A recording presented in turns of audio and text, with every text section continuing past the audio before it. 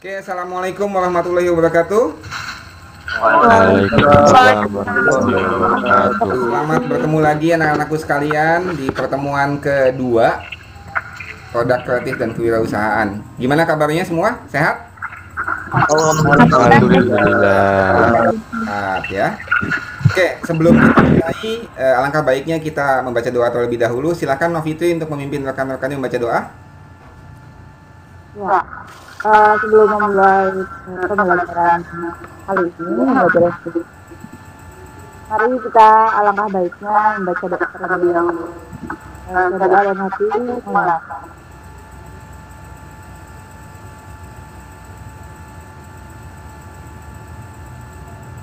Selesai. Oke, terima kasih Novitri ya. Oke, Bapak akan absen dulu kehadirannya. Novitri hadir, Rafika hadir, Nur Latif hadir, Bagus hadir, Tiara hadir, Nadia hadir, Samsul hadir, Angga juga hadir. Berarti sudah lengkap ya, semua sudah hadir ya. Sudah siap? Lengkap, Pak. Oke, kalau gitu ya. Oke, sebelum Bapak bahas materi hari ini, Bapak akan coba untuk mereview sedikit materi yang sudah kita sampaikan sebelumnya. Ada yang masih ingat pertemuan sebelumnya kita membahas tentang apa? Tentang wirausaha. Ya, bagus. Tentang wirausaha ya, benar sekali ya. Ada yang bagus masih ingat apa itu wirausaha? Wirausahawan itu apa? Pak. Ya, silakan Bagus. Wirausaha adalah sebuah kegiatan untuk mengelola organisasi. Untuk mengelola Untuk mengelola, mengorganisasi dan menampung resiko, menciptakan peluang usaha baru. Oke, sip ya. Berarti kalian masih ingat ya tentang pertemuan sebelumnya ya. Jadi meskipun kita 2 minggu udah lewat, kalian sudah masih paham ya. Berarti paham, bukan cuma diingat tapi paham ya. Sip kalau gitu. Oke. Di pertemuan kali ini tujuan pembelajarannya adalah melalui diskusi ya. Kalian diharapkan untuk mampu memahami, mengkonsepkan, saling berdiskusi dan menguraikan peluang usaha seni rupa komersil DKV secara disiplin, mandiri, bekerja sama, dan bertanggung jawab melalui metode daring ya. Oke, lalu nanti melalui penugasan dan presentasi, kalian diharapkan untuk mampu menentukan, melengkapi, dan mengembangkan peluang seni rupa komersil DKV dan multimedia secara disiplin, mandiri, bekerja sama, dan bertanggung jawab melalui metode daring juga ya. Kompetensi dasar yang akan diterapkan pada pembelajaran hari ini yaitu analisis peluang usaha produk barang dan jasa dan menentukan peluang usaha produk barang dan jasa. Manfaatnya apa? Ya, dengan mempelajari materi ini, kalian diharapkan untuk dapat membuka pola pikir kalian agar mampu untuk mengembangkan kreativitas kalian untuk berwirausaha ke depannya dengan memaksimalkan keterampilan dan kondisi lingkungan yang ada di sekitar kalian. Ya. Metode yang akan Bapak gunakan dalam pembelajaran hari ini yaitu menggunakan problem based learning dengan teknik penilaian. Yang pertama ada tes formatif melalui LMS Edmodo yang seperti biasa kita lakukan sebelumnya. Lalu nanti ada tes lisan ya dalam pertemuan Google Meet ini. Nanti juga di akhir pertemuan Bapak akan memberikan sebuah penugasan. Lalu Bapak juga akan mencatat keaktifan kalian dalam pertemuan kali ini ya. Jadi dimohon untuk kalian semua bisa ikut aktif dalam pembelajaran hari ini ya. Nilai ketuntasan yang harus dipenuhi oleh kalian dalam pembelajaran hari ini adalah 78 ya. Sama seperti materi-materi produktif yang lainnya. Oke. Sudah siap untuk menerima materi ya? Oke, kalau gitu Bapak akan putarkan satu video yang akan membuka pembelajaran hari ini sebentar. Oke, Bapak akan share screen dulu.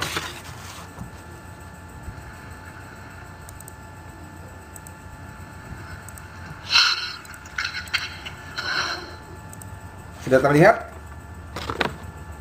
Sudah, Pak. Sudah. Ya, siap ya. Jadi, menurut proyeksi, Indonesia akan menghadapi bonus demografi di tahun 2020 sampai 2030 nanti. Itu kondisi di mana usia produktif kita itu banyak banget, teman-teman. Dan pada saat yang bersamaan, kita udah masuk nih di industri 4.0. Itu adalah revolusi industri di mana robot dan kecerdasan buatan akan menggantikan banyak lapangan pekerjaan. Jadi yang satunya menghasilkan banyak tenaga kerja, sementara kondisi yang satunya menghilangkan banyak lapangan kerja. Pertanyaannya, nganggur dong kita. Oke, pertanyaannya, nganggur dong kita, ya. Nah, dari video yang singkat tadi, gitu kan, dari video singkat tadi, ada masalah apa sih yang muncul menurut kalian? Coba. Ada disebutin Pak, bonus demografi. Silakan, Novitri ya. Apa? Menurut Novitri apa? Tadi ada bonus demografi, jadi jumlah penduduk di Indonesia tuh membludak. Oke. Ya, betul ya. Tadi dari video tadi kita dapat penjelasan bahwa Indonesia akan mengalami yang namanya bonus demografi yang mengakibatkan jumlah penduduk kita akan membludak. Oke, ada masalah apa lagi yang muncul dari video singkat tadi? Penganggurannya nambah banyak Pak. Oke, betul sekali. Penganggurannya jadi nambah banyak ya. Ya. Jadi dengan adanya jumlah penduduk meningkat, pengangguran tambah banyak. Ditambah lagi dengan hadirnya revolusi industri, ya, dengan penggunaan robot dan teknologi informasi dan lain sebagainya, kesempatan kerja jadi semakin sempit, ya. Oke, untuk membahas itu kita akan masuk ke materi, ya. Kita akan masuk ke materi. Sebentar. Coba akan share screen.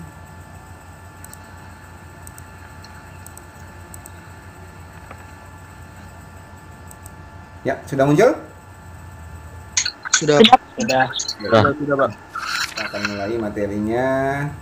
Tadi videonya udah kita putarkan, sekarang kita akan masuk ke sejarahnya. Ini adalah tonggak revolusi industri yang terjadi dari revolusi industri 1 sampai revolusi industri yang keempat. Ada yang bisa menjelaskan sedikit di revolusi industri ke-1 tahun 1784 dengan hadirnya mesin uap, kenapa disebut dengan revolusi industri yang pertama? Ada yang masih ingat? Ini pernah dibahas di materi sejarah kalau nggak salah di kelas 10.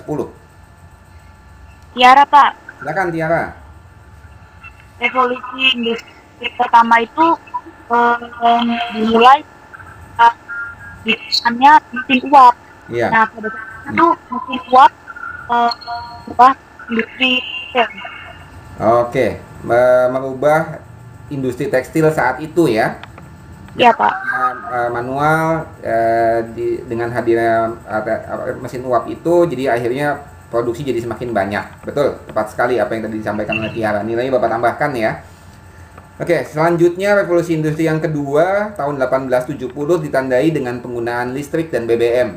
Ada yang bisa menjelaskan mengapa tahun 1870 listrik dan BBM itu dijadikan sebagai salah satu tonggak munculnya revolusi industri yang kedua? Silahkan. Angga izin menjawab Pak. Silakan Angga. Dengan penggunaan listrik dan BBM antara sekutu itu menghasilkan perang Vietnam. Oh iya, betul. Jadi pada tahun 1870 itu tepatnya saat itu terjadi Perang Dunia Pertama, ya, di mana penggunaan listrik dan BBM oleh tentara sekutu saat itu benar-benar merubah hasil perang, ya, yang dimenangkan oleh sekutu, ya. Sekutu tuh ya Amerika gitu kan, Inggris, Italia dan yang lainnya. Musuhnya ada yang masih ingat musuhnya siapa Perang Dunia Pertama itu? Jepang, Jerman, Kok Jepang? Jerman. Perang Dunia Pertama tuh nggak lari ke Asia. Perang Dunia Pertama tuh masih di Eropa sana. Oh iya. Oh Oh iya, iya, perang dunia pertama kan Perang Dunia kedua. Pertama tuh musuh utamanya siapa? Ada yang masih ingat nggak? Yang Rusia. yang kumisnya cuma secuilit toh. Soviet. Musuh Soviet. Hitler, Jerman. Oh, ya. Jerman. Nah, Jerman, benar. Nah, oke, sip. Oke, Bapak lanjutkan. Tonggak revolusi industri yang ketiga itu tahun 1969 dengan munculnya komputer generasi kedua. Lalu munculnya beberapa mesin otomatis seperti mesin cuci, mesin refrigerator, mesin pembuat kopi dan lain-lainnya, ya. Sementara revolusi industri yang keempat itu sebenarnya sudah muncul di tahun 2000 dari tahun 2011 sebenarnya, yang ditandai dengan penggunaan artificial intelligence atau kecerdasan buatan dan Internet of Things atau penggunaan internet dan teknologi dalam dalam segala lini kehidupan manusia, ya. Oke, tadi sudah dibahas oleh teman kalian, betul sekali ya. Ancaman yang muncul di era industri 4.0 itu adalah bonus demografi, jumlah penduduk meningkat. Lalu penggunaan robot dan teknologi dalam industri yang akhirnya membuat kesempatan kerja itu semakin kecil, ya. Yang akibatnya adalah pengangguran semakin meningkat. Oke. Nah, untungnya multimedia itu merupakan salah satu industri kreatif yang menurut UNCTAD, lembaga PBB yang bergerak pada perdagangan dan pembangunan, ya. Salah satu kegiatan industri yang tidak terlalu mengalami dampak pengurangan tenaga kerja adalah industri kreatif. Karena industri kreatif itu basisnya adalah kreativitas, seni, budaya dan inovasi, ya. Nah, jadi kalau kalian ingin survive di era industri 4.0, multimedia itu merupakan salah satu bidang yang sangat tepat, ya, untuk bisa survive.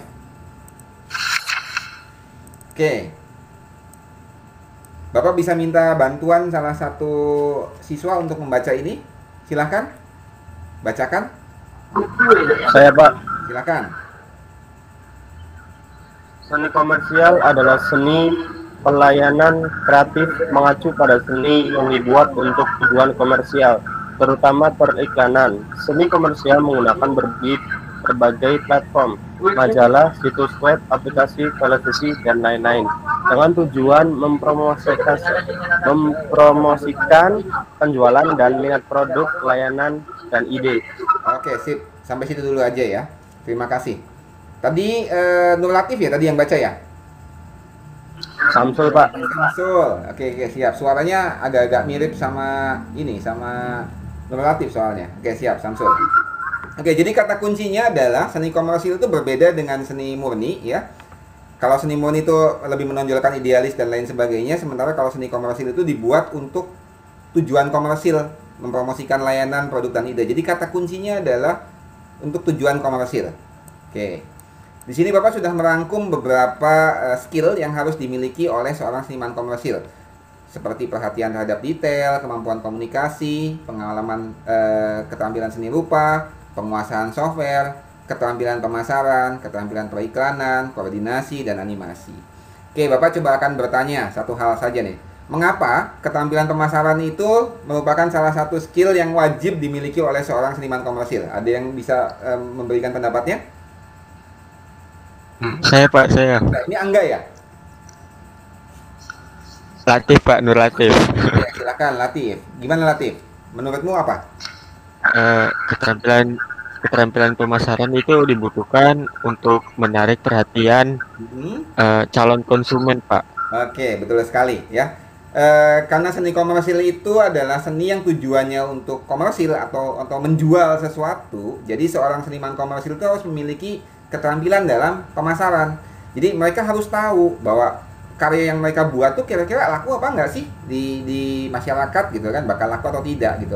Jadi kalau mereka tidak memiliki kemampuan terhadap pemasaran itu, mereka akan sulit untuk memasarkan produk yang mereka hasilkan. Seperti itu ya. Oke, kita lanjut ya.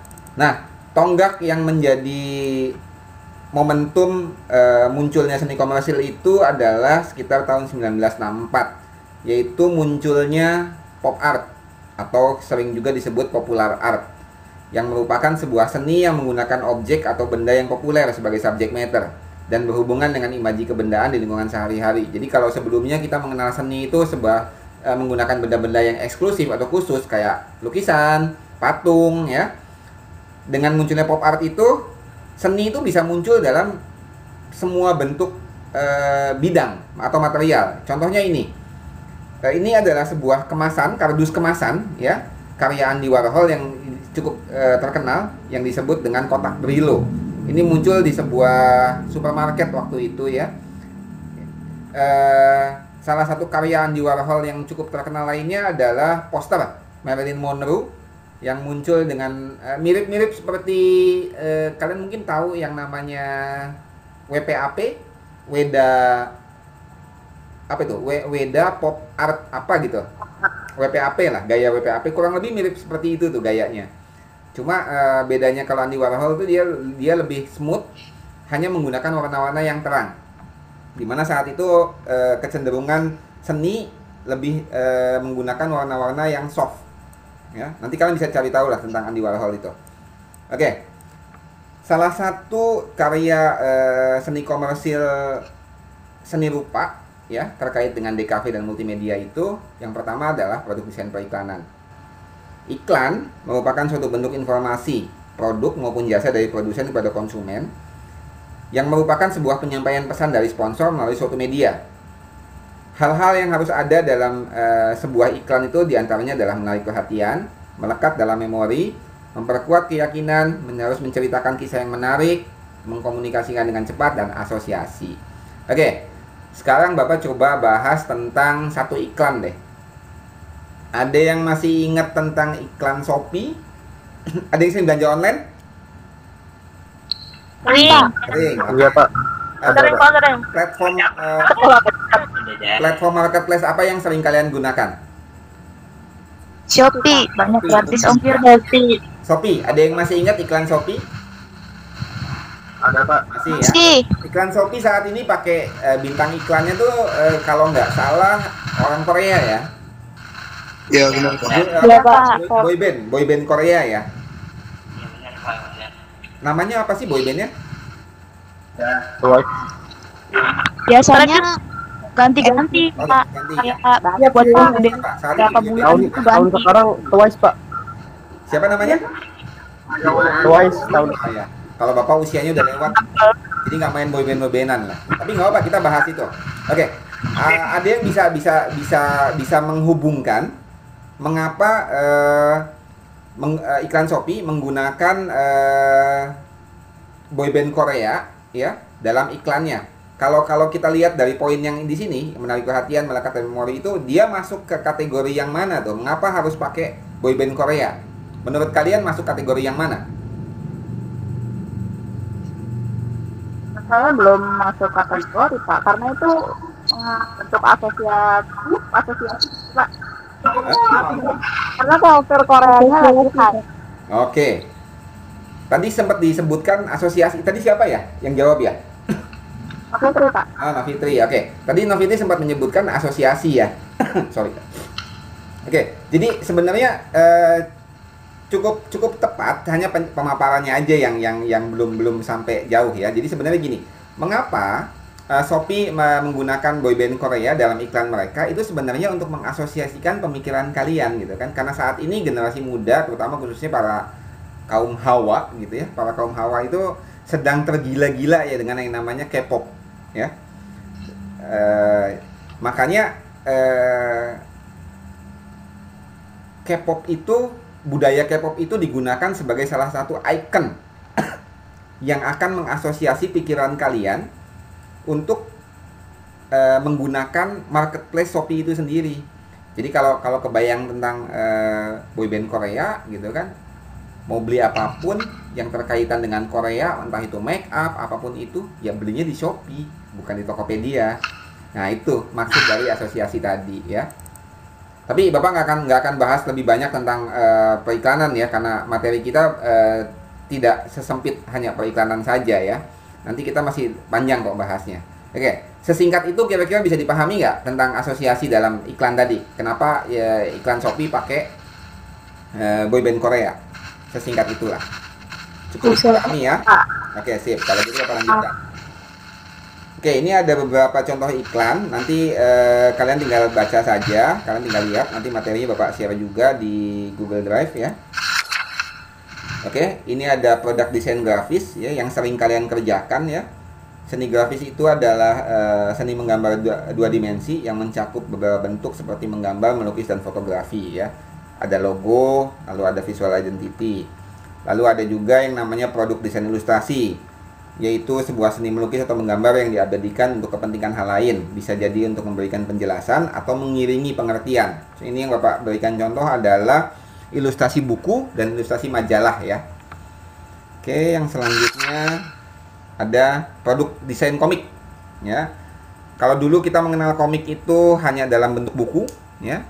Sekarang kita banyak variasinya. Ada kartun, ada komik strip, ada komik tahunan, ada komik online atau webtoon ya, ada komik ringan, ada buku komik. Nah, kalau meme masuk ke dalam mana kalau menurut kalian?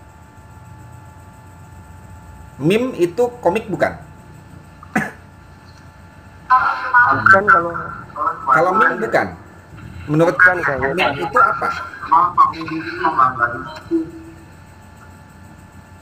Lebih ke gambar lucu aja sih Kak. Lebih ke gambar lucu ya. Iya, gambar. Tidak bercerita. Karena ada alur ceritanya, jadi yang mengerti si pembacanya aja atau kayak si pelihatnya. Hanya yang melihatnya saja. Oke, kalau untuk meme yang sifatnya hanya satu gambar itu tidak sorry. Meme yang sifatnya hanya satu gambar itu tidak bisa dikategorikan sebagai komik. Tapi kalian pernah memperhatikan ada meme yang muncul dalam 4 gambar jadi satu gitu kan? Seolah berkelanjutan. Pernah lihat meme yang seperti itu? Apa? Nah, kalau meme yang seperti itu sebenarnya masuk dalam kategori yang ini, komik potongan atau komik strip. Jadi penggalan-penggalan. Ya. Nanti untuk lebih jelasnya kita akan bahas materi tentang komik itu akan muncul di mata pelajaran desain grafis percetakan kalau nggak salah. Ya, nanti sama Bu Hena lah nanti yang akan lebih membahas tentang itu. Bapak kan hanya sekilas saja. Oke, yang selanjutnya adalah produk desain percetakan. Nah, saat ini kan kalian akan bersiap-siap untuk kelas kalian saat ini yang sedang PKL di beberapa industri percetakan yang ada di Cirebon nih. Ya, ada yang ada di digital printing, ada yang di tempat offset, ada yang tempat sablon dan lain sebagainya ya. Oke, yang selanjutnya. Oke, nah ini tugasnya. Oke, jadi setelah pertemuan ini kalian diminta untuk mengerjakan tugas ini. Tugasnya sederhana, yaitu temukan satu peluang usaha produk seni rupa komersil yang ada di lingkungan sekitarmu. Misalnya, Nadia tinggal di mana Nadia? Di ini Pak, di Samyaji. Di Samyaji. Samyaji itu dekat Grage ya? Nah, ya dekat Grage. Oke. Nah, di Grage itu kalau tidak salah ya, seingat Bapak tuh ada satu gerai yang menjual alat-alat atau merchandise digital sablon seperti mug digital, pin dan yang lain-lain. Bapak lupa namanya. Ada. Ya, di situ. Namanya lama juga sih. Ya, ada tapi. Iya, tapi ada kan di situ. Nah, contohnya itulah. Jadi tugasmu adalah nanti kamu datang ke tempat seperti itu. Kamu catat nama usahanya apa, produk yang dihasilkannya apa saja, jumlah karyawannya berapa banyak, sistem pemasarannya seperti apa, offline atau online, kalau online lewat platform apa dan lain-lainnya ya. Terus pendapatmu peluang usaha itu kira-kira ke depannya bakal seperti apa ya gitu kan, bakal maju nih, bakal begini atau wah nanti bakal tutup ya karena kelihatannya pembelinya udah jarang gitu kan kayak gitu. Nah, itu utarakan pendapatmu di situ ya. Oke, lalu tugasnya diketik dengan rapi ya. Tugasnya diketik dengan rapi menggunakan Microsoft Word. Lalu hasilnya diupload ke LMS Edmodo. Ini Bapak lupa belum rubah tanggalnya ya. Berarti di 1 minggu ke depan itu berarti tanggal 5. Tanggal 5 September ya. Sebelum tanggal 5 September jam 23.30 tugasnya harus sudah dikerjakan. Ya. Nanti tugas kalian ini yang sudah diupload akan dipresentasikan pada pertemuan selanjutnya melalui metode daring. Ya. Ada yang tanya? Iya, Pak. Sampai sini? Iya, Pak. Sebentar, lagi nulis sebentar, Pak. Oke, silakan.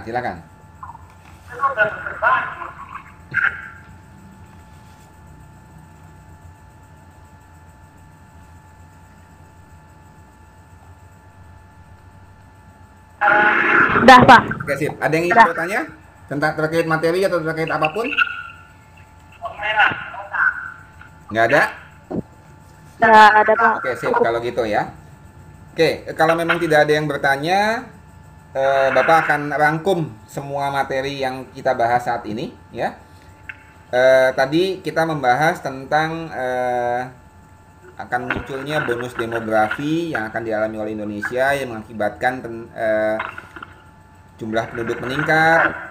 Lalu kita membahas juga tentang era industri 4.0 yang menggunakan teknologi artificial intelligence dan internet, ya, yang akhirnya membuat jumlah pengangguran semakin meningkat, ya. Otomatis dari situ kita semua sebagai generasi muda, calon tenaga kerja, diharapkan untuk memiliki skill-skill tertentu nih untuk bisa survive di era industri 4.0 itu.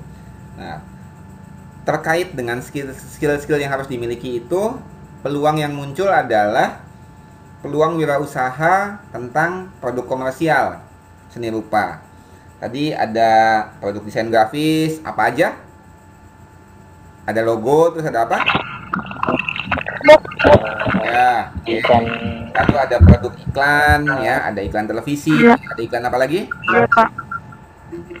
Iya, Pak. Oke, ada iklan radio ya. Lalu ada produk ilustrasi, ada produk komik, dan ada produk percetakan, ya.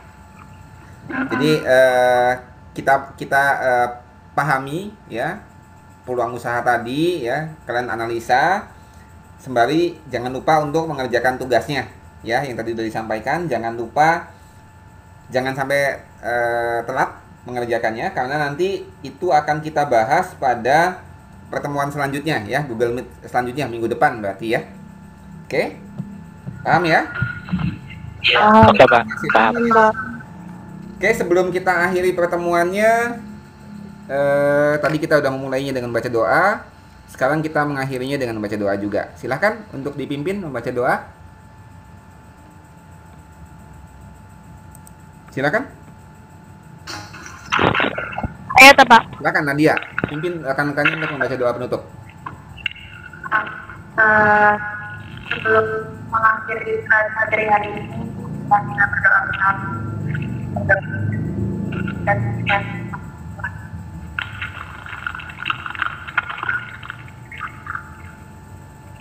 Selesai. Oke, terima kasih Nadia ya.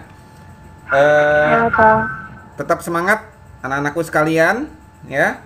Tetap jaga kesehatan. Terus belajar ya. Salam untuk kedua orang tua kalian ya. Oke, Bapak akhiri pertemuan hari ini. Wabillahi taufik wal hidayah. Wassalamualaikum warahmatullahi wabarakatuh. Waalaikumsalam warahmatullahi wabarakatuh. Waalaikumsalam.